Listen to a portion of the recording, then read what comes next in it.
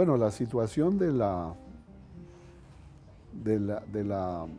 fuga tan espectacular del Chapo en México ha producido en la prensa mexicana, en los medios, en la televisión, en los comentaristas en general, algunas alusiones a la situación de Colombia.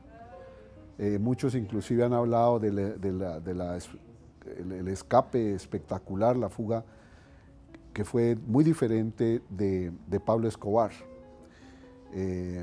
Sin embargo, yo quiero decir que a veces esas comparaciones no son tan pertinentes y hacen perder la sustancia de lo que está en el fondo.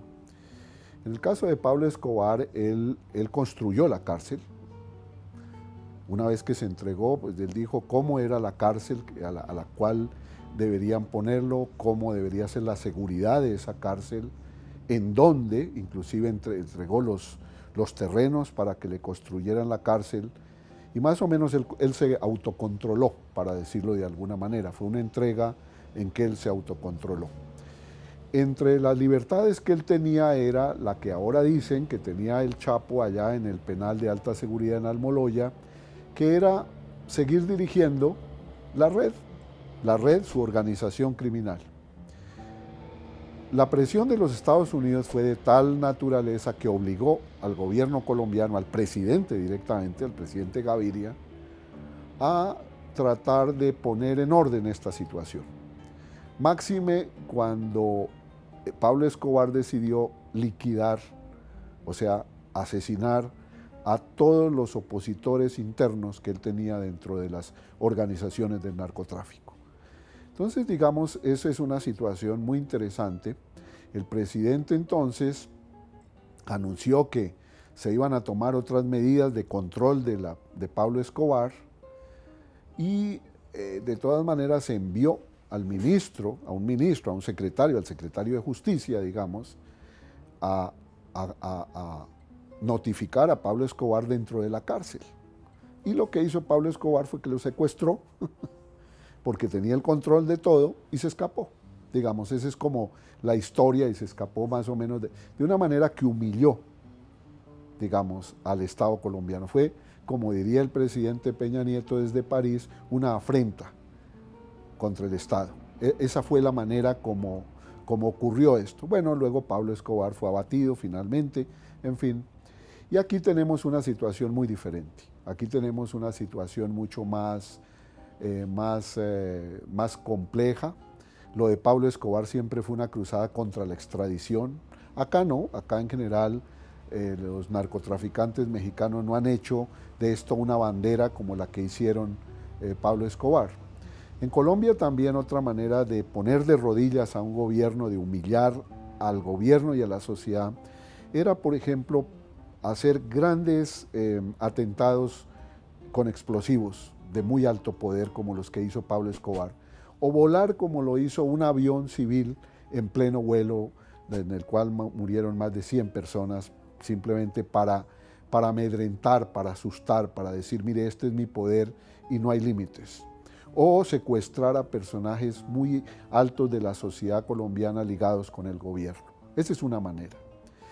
En México, digamos, yo interpreto esta humillación que se le ha hecho al Estado mexicano en un contexto que vale la pena mirarlo como, francamente, ya el agotamiento, porque es eso, y hay que mirarlo en ese contexto, de la guerra contra las drogas y de la política norteamericana que ha insistido tanto en Colombia y en México, allá el Plan Colombia, aquí el Plan Mérida, más otra cantidad de aditamentos y naturalmente de matices que tiene esto, forzando a los gobiernos a esta situación. De hecho, Estados Unidos, y mientras haya demanda en los Estados Unidos, habrá mexicanos, colombianos, peruanos, bolivianos, los que sean dispuestos a satisfacer esa demanda. Y al mismo tiempo que los Estados Unidos es la sociedad que más consume narcóticos en el mundo, el Estado norteamericano es el que más combate, y lo combate por medios que no han funcionado. Realmente hay que llegar a algo, porque si no se están deshaciendo los estados. Esto es un negocio gigantesco. Digamos, cuando uno habla de narcotráfico hay que mirar el lado empresarial. Son empresas criminales que manejan muchísimo dinero. Y como decían en Colombia, es plata o plomo. Así le llegan a la gente, a un juez que tiene una causa criminal contra ellos, a un custodio de una cárcel, a un director de una cárcel. Es decir, o recibe dinero o plomo quiere decir, pues no sabemos qué le puede pasar a su familia, a sus hijos, etc. Es decir, eso está patentado, eso ya hace parte, digamos, de la operación criminal de esta empresa, pero es una empresa que cuenta con enormes recursos. Recursos tecnológicos, recursos financieros, recursos de inteligencia y la capacidad de corromper todo.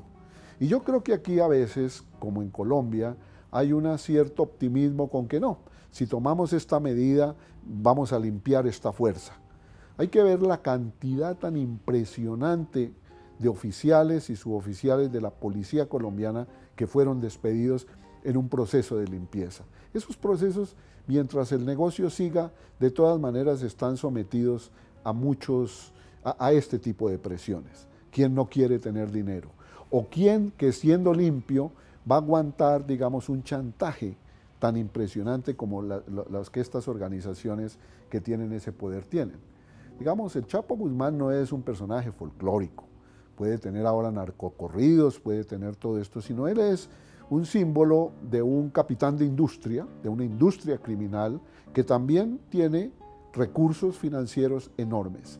Y todo lo que vimos en relación con este escape tan impresionante que deja en ridículo, desgraciadamente, a la autoridad y a todo tipo de, digamos, de autoridad y de las políticas que se estaban haciendo.